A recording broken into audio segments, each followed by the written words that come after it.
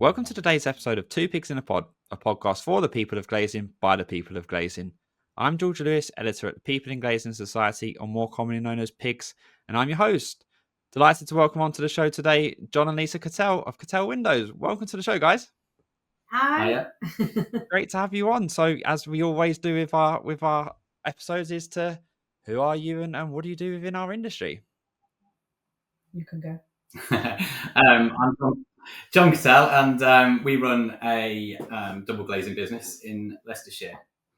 Nice. And Lisa, you can answer this of how did you first get into the sector, and more importantly, why? So we are actually also husband and wife team. So that's kind of why I got into the sector. So we've also been together 20 years this year as well. So when I first met John, he was running the business and had recently set it up with his father, John Senior Kettell.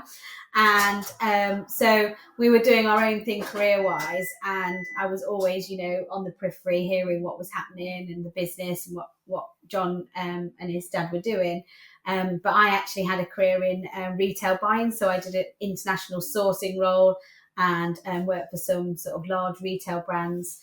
And then we sort of expanded our family, and we've got 2 children, and traveling to the Far East and things was getting more and more difficult when John was managing the business. So we made the decision to join forces and hopefully have sort of complementary skills that would support the business journey. And that was 7 years ago, nearly 7 years ago. So yeah. And apparently you can never get out, is that right? Yeah, exactly. Yeah, we definitely hear that once to any times where you just once you're in, it's hard to get out. Or if you get out, you sometimes get pulled back in, like in my. But John, what happened? How did you decide to first start off with your dad all those years ago? What was sort of attracted you first? Well, I think my dad was in the double glazing industry in the 80s when everybody was making loads of money and going around and possibly not doing the rest of us any good. But yeah, I think they had a good time in the 80s. And then he worked for some big trade fabricators out of Manchester.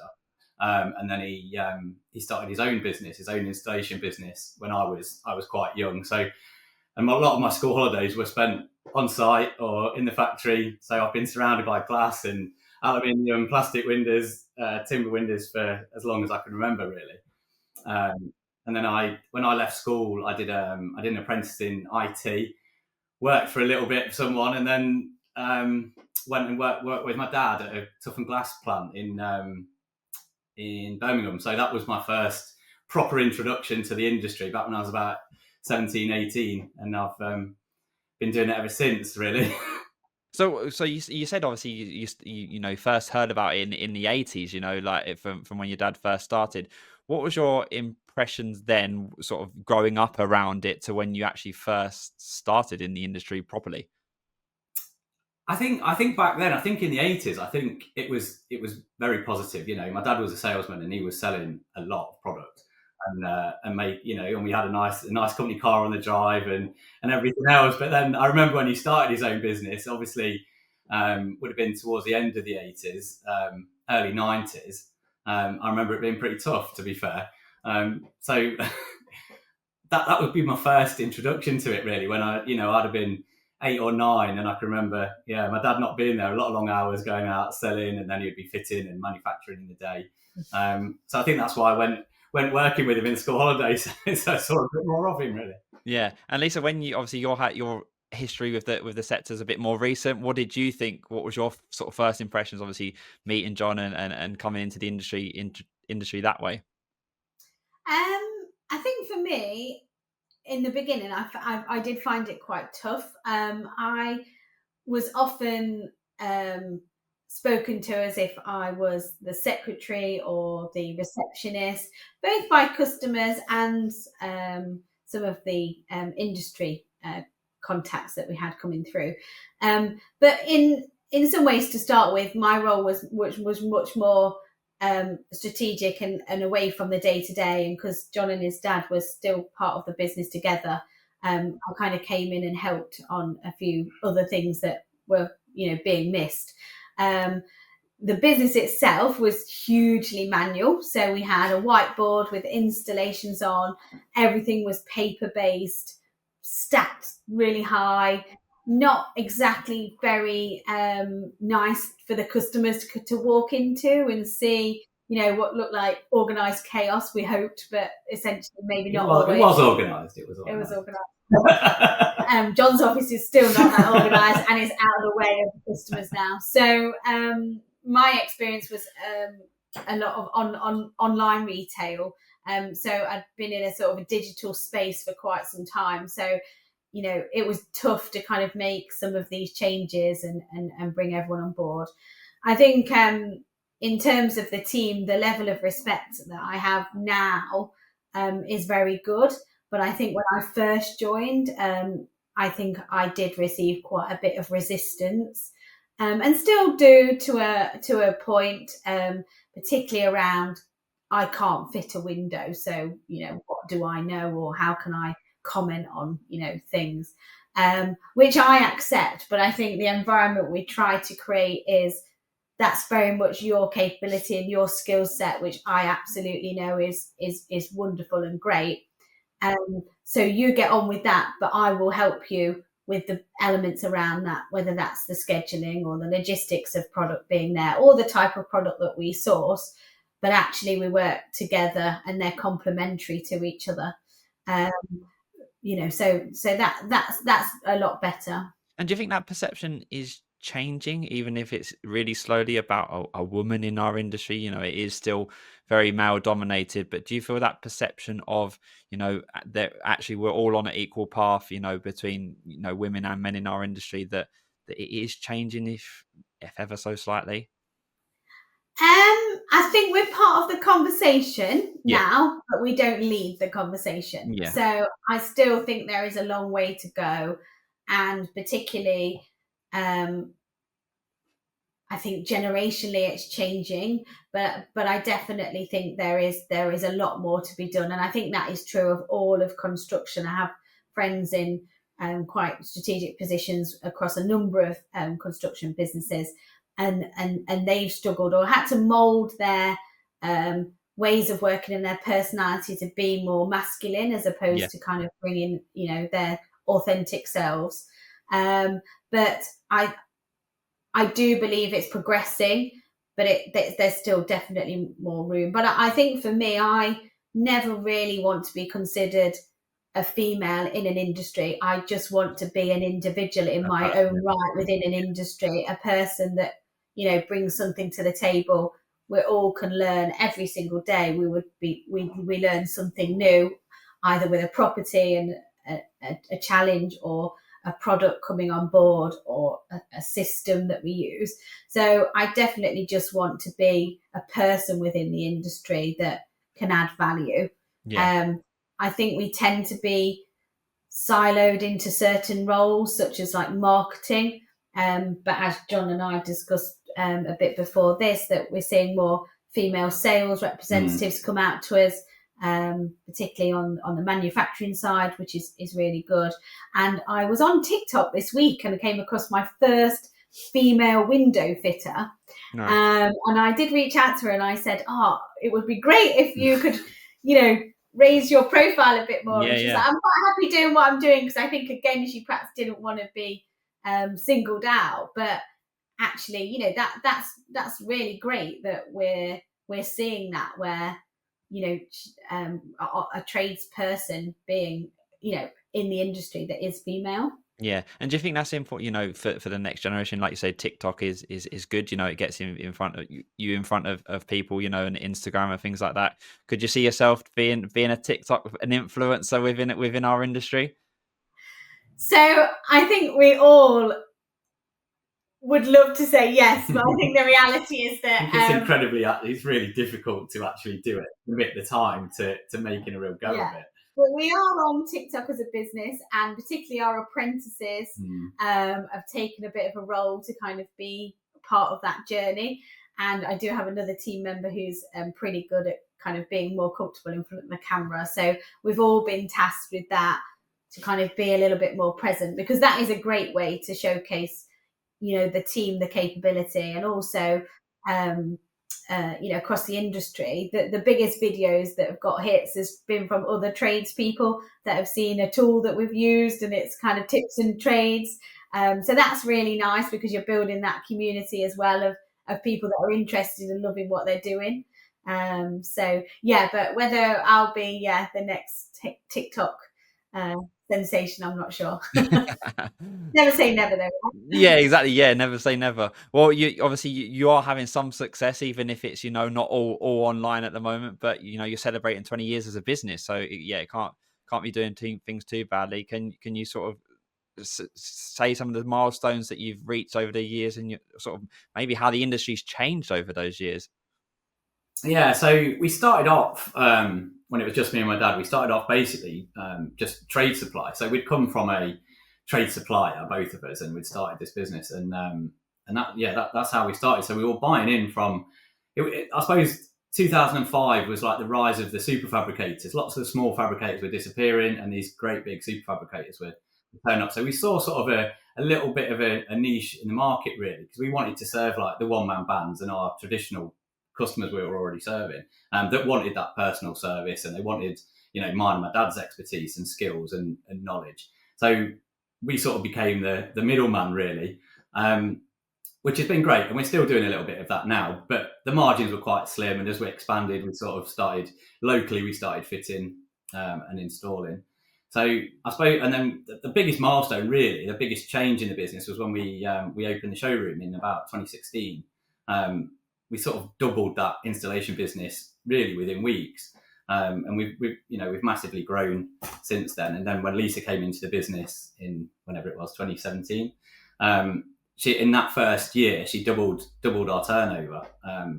That was the biggest milestone. We've struggled to grow massively since then, but we've made so many improvements in the business since Lisa came on board that it's really good. And do you think you said about sort of being your customers initially being those one-man bands, and sort of having that customer relationship where you are the person they deal directly with? Do you think that's sort of coming back, where the big super fabricators and even though they have to have those really strong sort of one-to-one relationships with their customers like you do? I think it is. I think obviously some of these big fabricators have struggled with cash flow and financing, and obviously got their margins wrong. But it's very difficult now because it is very competitive, and there's not. I don't think a lot of them one-man bands, they struggle to perhaps get the money that we would for jobs. People come to us because we've got the showroom, we've got everything else, and if you're that middleman or that smaller fabricator, you haven't got the margins to offer to them. So I think it's difficult, but you do still find the one-man band that he's prepared to pay for quality and that knowledge and that service. And I don't think we get both, really. And do you think that opening the showroom, the reason was it was a physical space for people to come to and actually see your products in place, rather than sort of selling them of here's a brochure or whatever. You've actually got proof this is what it looks like. Yeah, I think people coming and touching and feeling and operating is just far more that physical element to it. It's really powerful, far more powerful than looking in a brochure or looking online. I mean, you need all those things as well, but once they're there, once they're in the showroom and they see what we're about and they see the showroom, it makes a massive difference. Yeah. And speaking of the day-to-day in the showroom or out on the road, what's your favourite and least favourite parts of the job? Everyone can answer the least favourite. Yeah. I like both, to be fair. I like being in the showroom, but because it's easier for me to sell, because I put them products in there. I know the products inside and out. Yeah. And I can kind of work out what someone's interested in or not interested in. And that kind of makes it easy. If you go straight to someone's house and they're asking you about things, you know what would suit the property and what would look nice, but they haven't seen the product. So they still end up in the showroom anyway. So it's easier for me if they come to the showroom. They come to the showroom first. Not every time, but most of the time. Yeah. And then Lisa, what's your worst and favorite parts of the day-to-day job? So I think my favourite part is the customer feedback. So we work really hard on our full service management, really, from inquiry right through to install. And at certain points during the process, we absolutely always pick up the phone to drive and increase that personal relationship.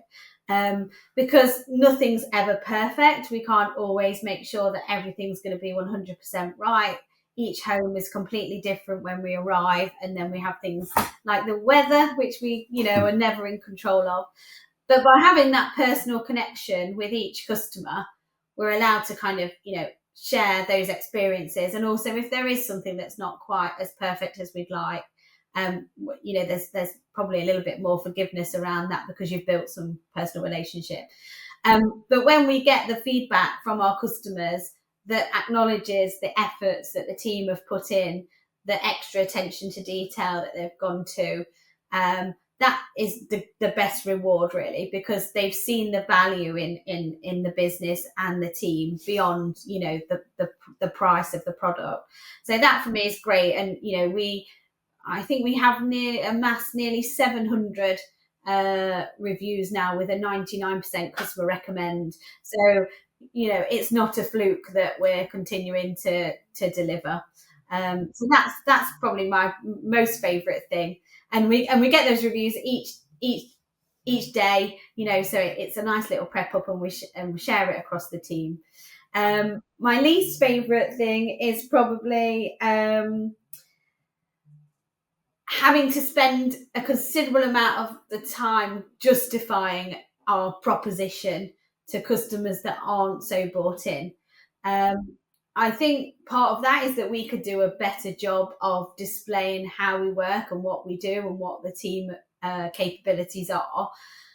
But I also feel that the industry continually follows this race to the bottom, and for anyone to make a profitable business from those models really needs to be cutting corners and not delivering what the customer should be receiving.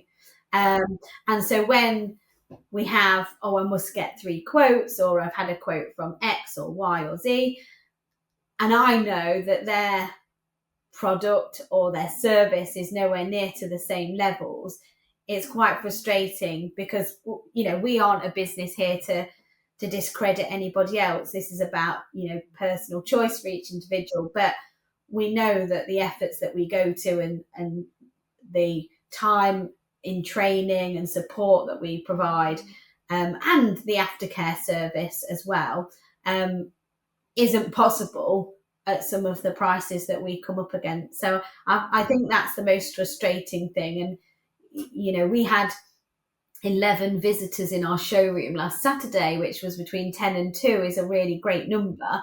But sadly, we won't sell to 11 of those customers.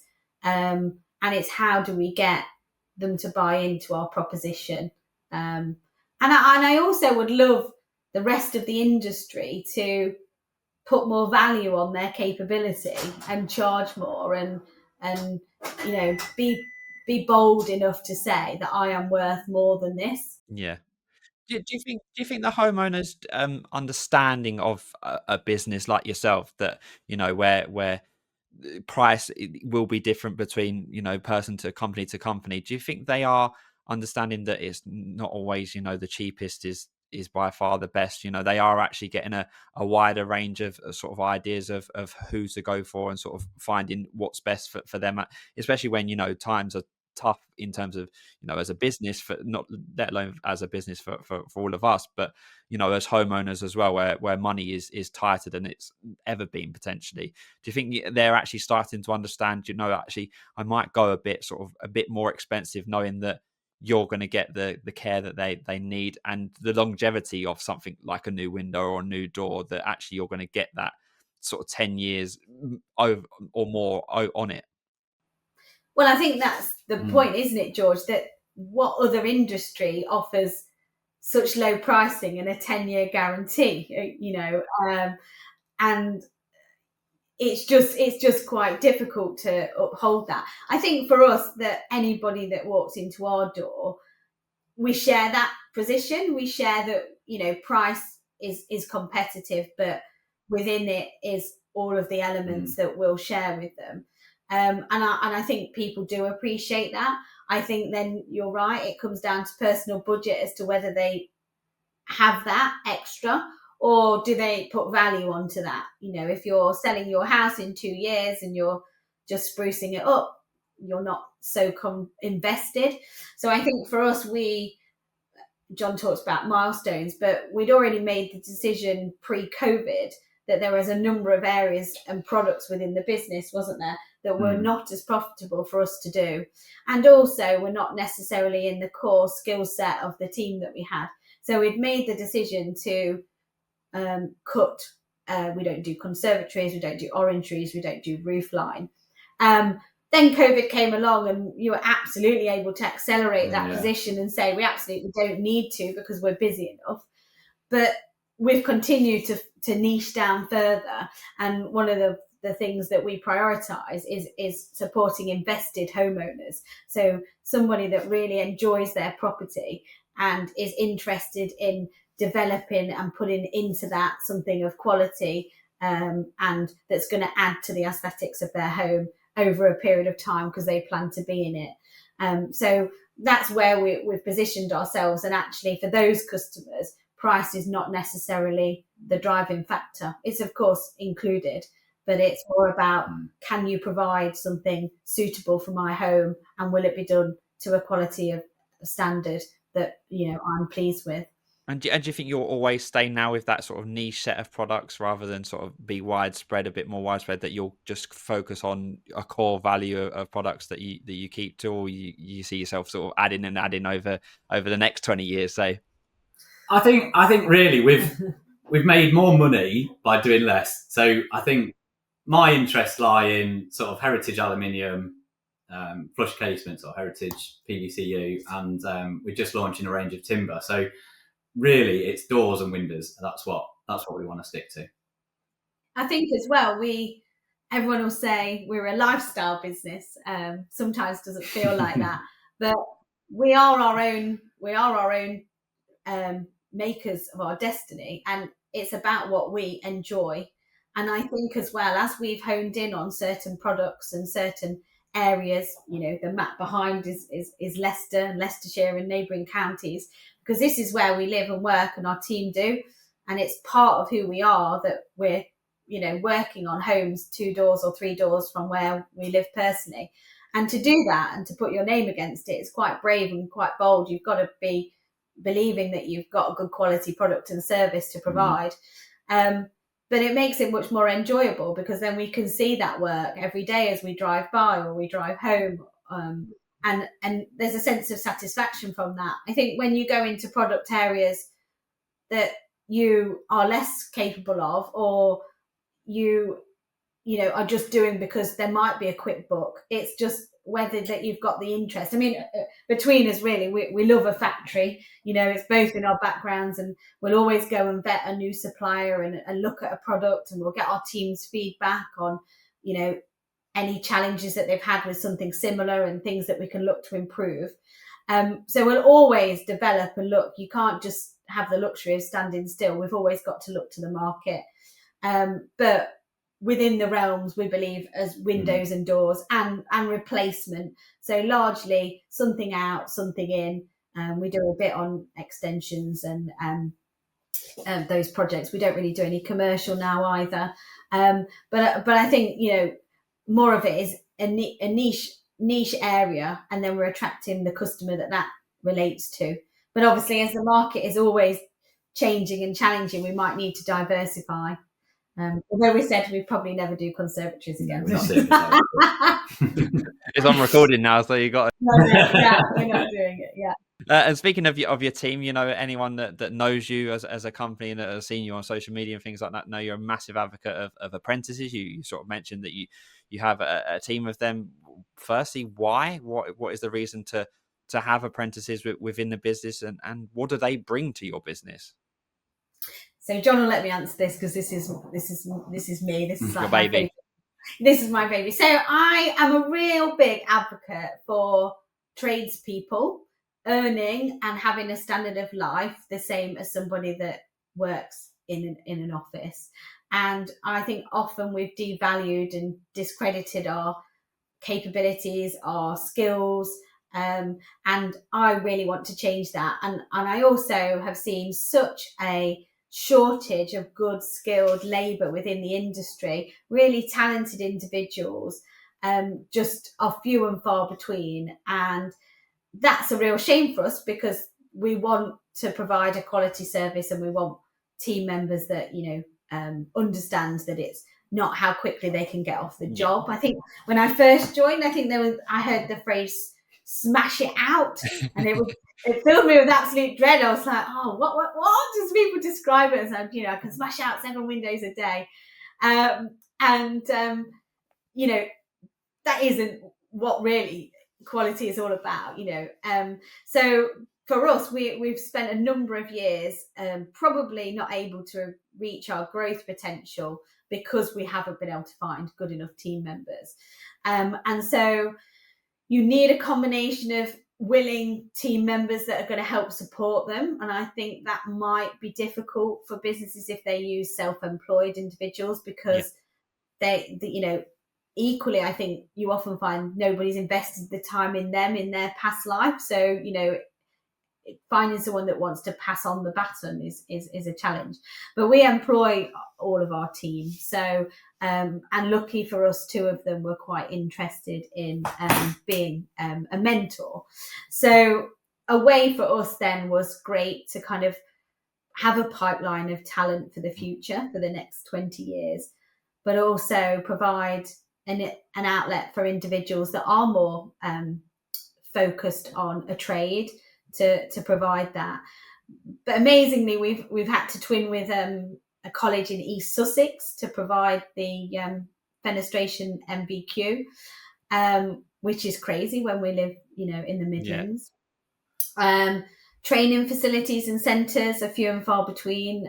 They had been on a pilot scheme a few years ago for something that was up in, I think it was Birmingham, but there's very few places to physically practice without, being on a customer's home. But actually to see the 2 guys that have come through just grow and develop and take on more and grow in their own confidence, it's been really rewarding, hasn't it, for us to see. And we're part of giving them a skill for life, which is amazing. They'll always be able to turn their hand and make themselves some money. I think a few weeks back we were trialing a subcontractor, and they were pulling up his work. And I think at that moment we were like, bingo, that they're noticing actually that this isn't how we do things, and it's not the consistent service and quality that we provide. Yeah. And it's now in their DNA to do it in that way. No. And do you think that it's important for potentially for those apprentices now to become the mentors for the next round of hopefully apprentices that you get in? There's sort of like you said, that there's that pipeline of people coming in, and like you said, more importantly, the mentors. I think that's sort of an overlooked thing is it's great to get apprentices in the business, but they got to have some good people to show them the ropes, and show them that in a good way. It can't just be any person. Not every person could be a mentor for someone when they've got their own sort of livelihood to look afterwards. Is it important to sort of train them up just as much, the mentors? Yeah, I think the first step is they're starting to go out together and support each other on installations. And because we work in a fairly confined postcode, there's always somebody quite nearby should they need any further assistance. But actually I was talking to one of them the other day, and he said, because I couldn't turn to my mentor, I've had to work it out in my own head, and that's helped me really grow in confidence. So you kind of need to let their wings, and let them fly. But I do think it is down to the quality and capability. I mean, it's taken on average 2 years per apprentice, which is a big investment of both time and financial commitment, because to start with, it was picking up a brush and learning to sweep and hoover, moving to prepping the frames, to then doing the whole thing. So it's a massive commitment for a small business, and obviously no guarantee at the end that they'll retain with you, because the lure of something bigger or better is always there. But hopefully the guys, stay with us. But yes, the idea is that they would pass on, that experience to someone else. And I think you'd be more willing to do that if somebody's taken the time for you.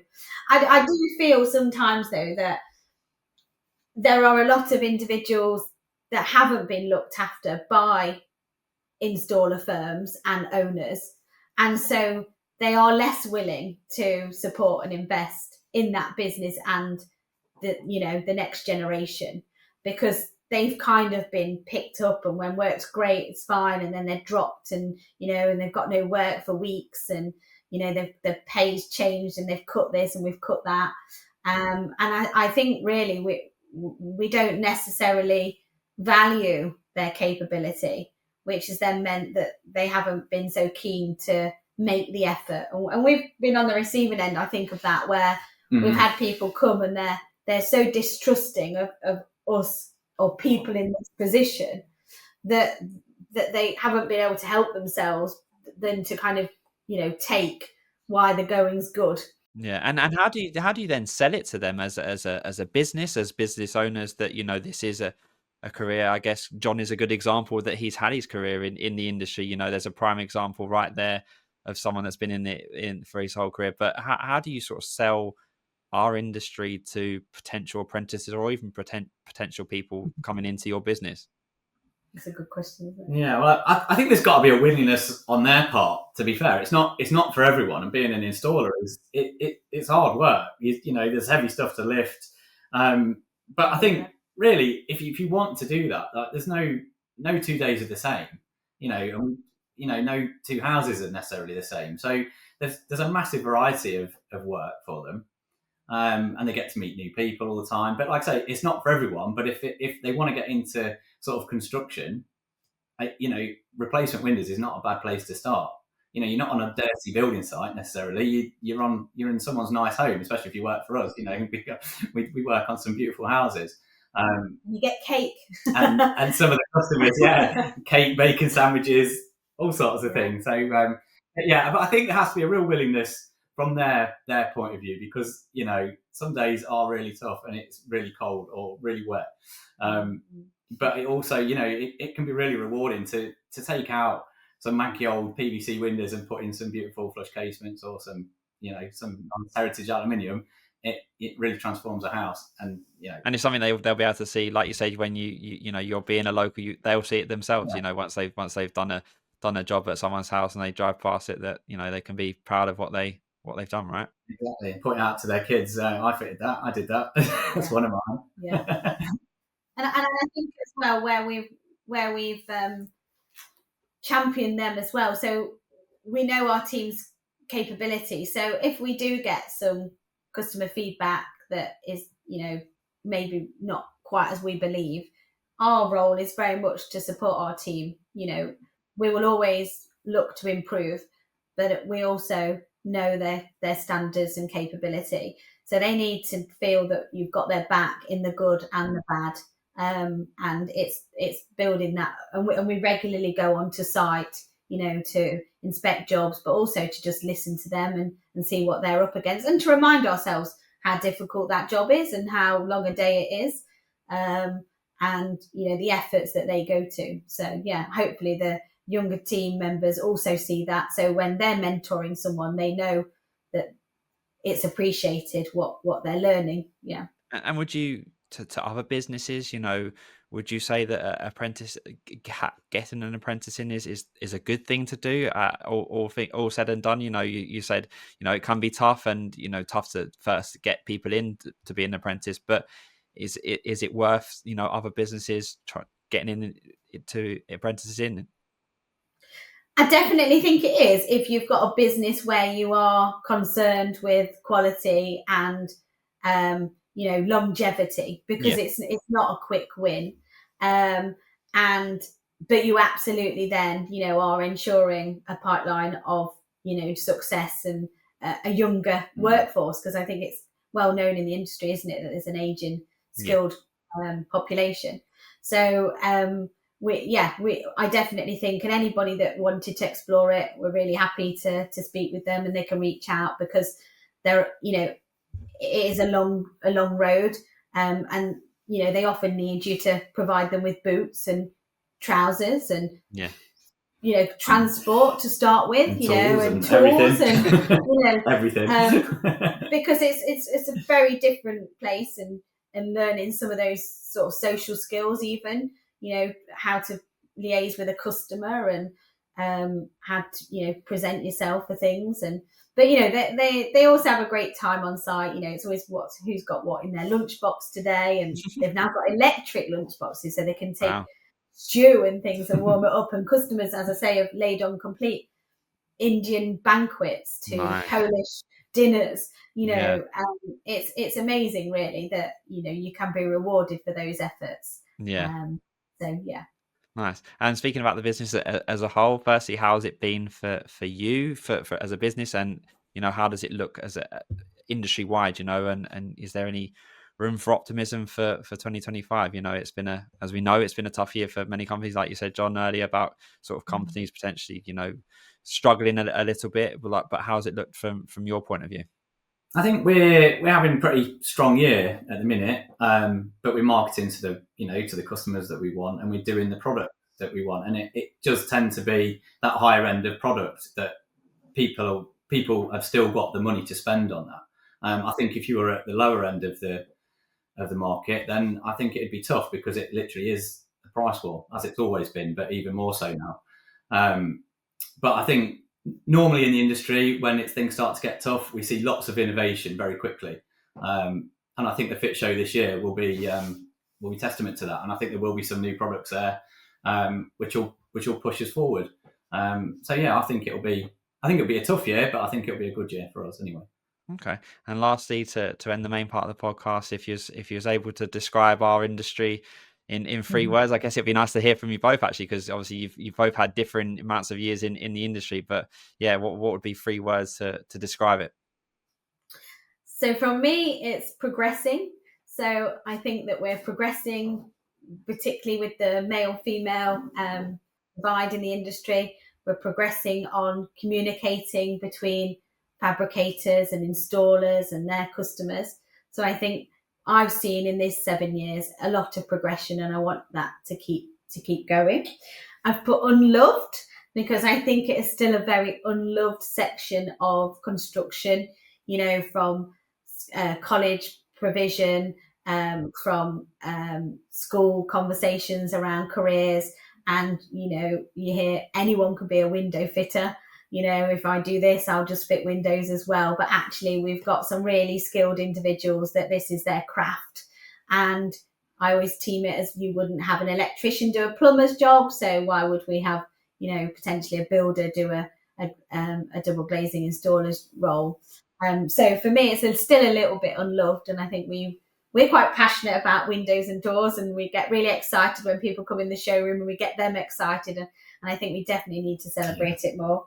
And then I've put, lastly, collaborative. So there are a number of partners that we work with that are really good at working with installer companies, particularly those that have invested in showrooms and innovation, and their teams working with us to kind of provide a kind of seamless pathway for customers.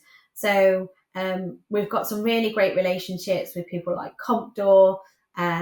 We've also got some work being redone with Origin, and we've had some really good success stories where we've got together and they've opened up conversations with us on new products or trials on things, and feedback from our installers around the product capability. So I think that collaboration is so important.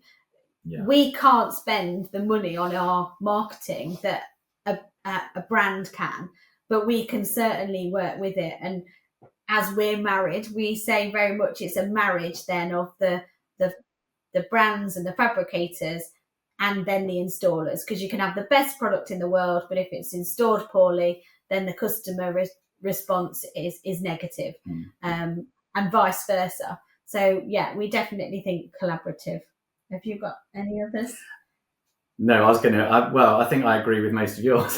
John was we gonna, were looking at it, we were discussing it together, weren't we? Really? So John was going to say tough. I think he was going to say. yeah, I think I said tough a lot though, but I think. Yeah, no, I like it. I like, yeah, I think it's good. Yeah, the words you use there. Yeah, unloved is an interesting one because I think a lot of people in our industry love our industry, like yourselves, you know, but probably not that loved from outside the industry. So yeah, I think that's it. And going back to those 80s days, I'm not sure. And the white gold, I don't think it did us any favours now. But I do think we are working hard to make up for the bad reputation we had, and the industry is definitely improving as a whole, I think. Yeah, definitely. Well, thanks very much. Yeah, so we're going to move on to our quick fire question round. So yeah, as you might have seen in previous episodes, we like to give our guests, you know, a chance to answer without really thinking about it. You know, you come prepared for the first bit of the answers, but these ones, but don't worry, they're very simple answers. So yeah, I'll just fire away. This is probably one for both of you. Do you prefer talking over email or by phone? Definitely email. I'm a pick up the phone, get the answer. That's it. The perfect combination. Yeah. What's your favourite thing to do outside of work? Me, ride motorbikes. Nice. Switch my brain off to anything else and just ride my bike. Nice. And we've just recently had a puppy, so we've got Amazing. a 5-month-old Cavapoo called Maggie. So I'm just really enjoying getting out and walking with her. So yeah. Nice. What's your go-to karaoke songs if you got one? If you had to be pushed up there, if you're not very much of a singer. Oh well, I was at a Taylor Swift tribute concert last night, and I was telling the young girls that we were with that mine was always Take That. So Relight My Fire. I would take that when I was 12. First concert, can't beat it. Nice. John? I have no idea. I'd have to be dragged up, kicking and screaming to any kind of karaoke. And lastly, for both of you, as America, what's your go-to meal if you're picking a nice restaurant or even cooking at home? What's your go-to meal? It would be a steak, wouldn't it? Really? Yeah, I think we'd probably a steak. Yeah, fillet steak. A steak or a good curry. Depends what mood we're in. Yeah, sounds perfect. Well, thanks very much, guys. Yeah, for the last part of our podcast, we let our guests give a shout out to anyone. It can be, you know, friends, family, people in the industry, people outside the industry. So yeah, whoever wants to go first, fire away. So I think ours would be around our 20 years. So I think anybody that's been part of our journey for the last 20 years, we absolutely couldn't have got to this point without them, particularly John's parents, who were both in the business. So anyone involved in Kettell over the 20 years, good and bad, has always taught us something to move forward on. So big thanks to everybody, and especially the existing team, because we've got a really great team at the moment. I'm super proud of what they do. I can't fit a window, no, but I absolutely put 100% of my faith in what they do, and they deliver every day. So yeah, that's for me. Nice. John, anyone else you fancy shouting out? I'd just say from our long-term supplier Garrard have always looked after us. We've been dealing with them since 2008, so big shout out to them, really. Perfect. Well, thanks so much for both of you for joining us on the show today. Yeah, it was really enjoyable to hear about, you know, your careers in the industry and about Kettell Windows and everything else in between. Thank you. Brilliant. Thank you very much. So that's it for today. You can see this episode and all others on our website, www.peopleinglazing.co.uk, on our YouTube channel at People in Glazing Society, on Amazon Music, Apple Podcasts, and Spotify. Thanks again to John and Lisa for joining us, and see you again soon.